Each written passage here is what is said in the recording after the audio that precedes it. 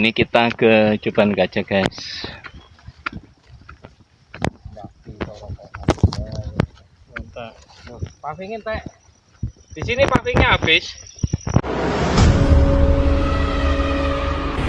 Assalamualaikum warahmatullahi wabarakatuh. Waalaikumsalam. Sahabat ekspedisi iman yang berbahagia, pada kesempatan kali ini kita akan berbincang-bincang santai di tengah ini ya, di tengah hutan pinus Ya, yang ke arah Coban Kaca di Batu. Sahabat ekspedisi iman, kita akan berbincang tentang beberapa kasus kriminal ya, yang saat ini menjadi sorotan.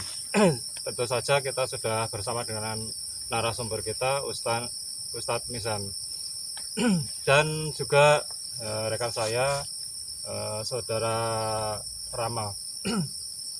Ini Ustadz, ada beberapa pertanyaan Ustadz ya. Yang pertama tentang apa sih definisi dari curas itu, Ustadz, dari versi undang-undang dan dalam Islam itu sendiri. Ya.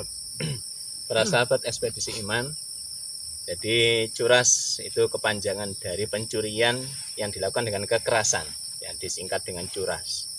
Curas dalam undang-undang KUHP yang baru itu adalah pencurian barang seseorang dengan pelakunya melakukan kekerasan terhadap korban yang dicuri, atau dengan istilah lain adalah penjambretan.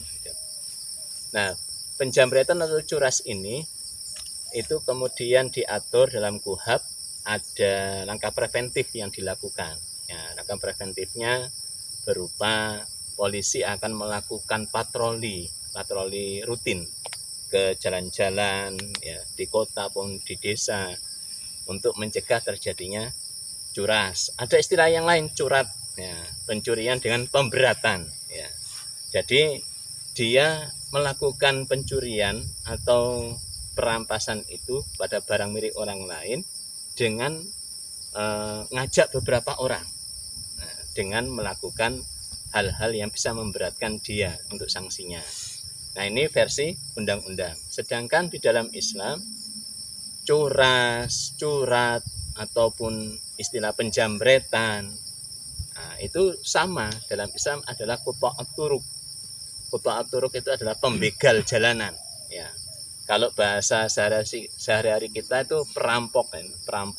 Kalau di dunia laut ya, itu perompakan, ya, perompak. Kalau di darat perampok atau pembegal.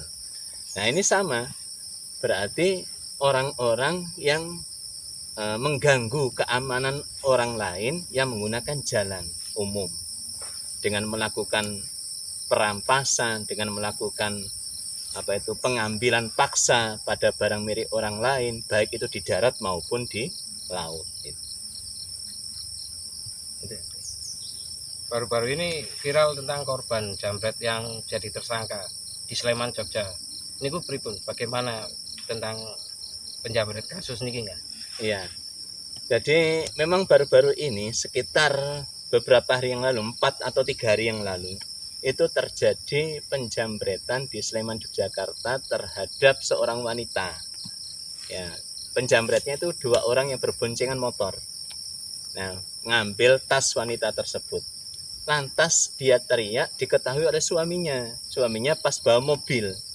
Nah, akhirnya dikejar. Pemotor penjambret yang menggunakan motor dikejar. Dipepet, tujuannya agar berhenti dan ngambil tas istrinya tadi. Tapi terus lari, naik ke trotoar, dikejar terus, akhirnya kejar-kejaran hingga penjambretnya nabrak pembatas jalan. Akhirnya terpental dan meninggal di tempat. Nah, dari kasus itu lantas si suami dari wanita yang dijambret ini jadi tersangka. Jadi tersangka, nah, dijerat pasal DLL-AJ, jadi tentang angkutan lalu lintas di jalan raya. Ini ada kelalaian yang menyebabkan orang lain meninggal dunia.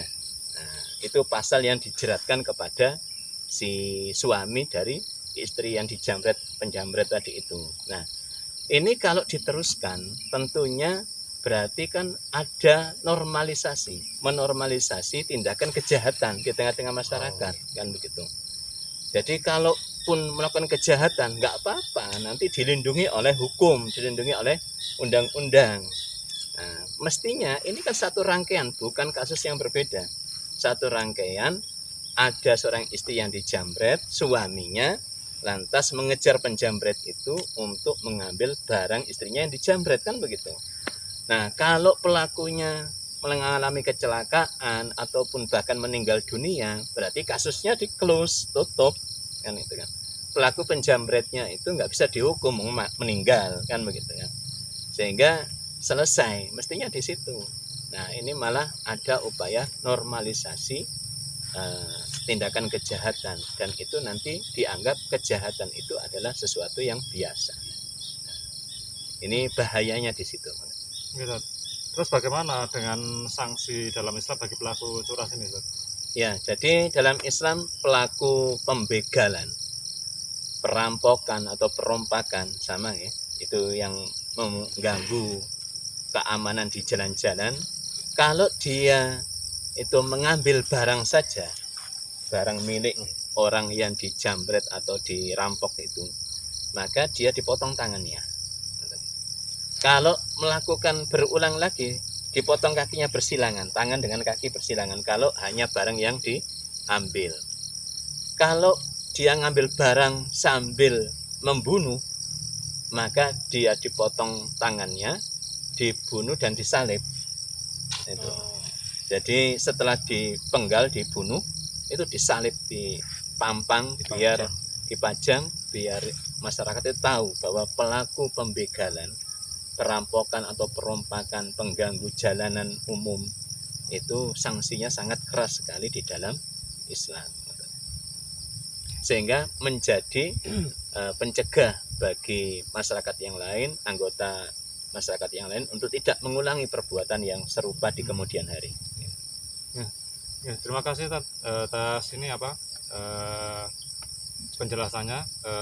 Baiklah sahabat hidup, sahabat ekspedisi iman, demikian tadi perbincang-bincang kita singkat terkait dengan tindakan kriminal. Insya Allah akan bisa menambah ilmu dan wawasan kita. Insya Allah kita lanjut lagi di episode yang selanjutnya. Saya akhirin, wassalamualaikum warahmatullahi wabarakatuh. Waalaikumsalam.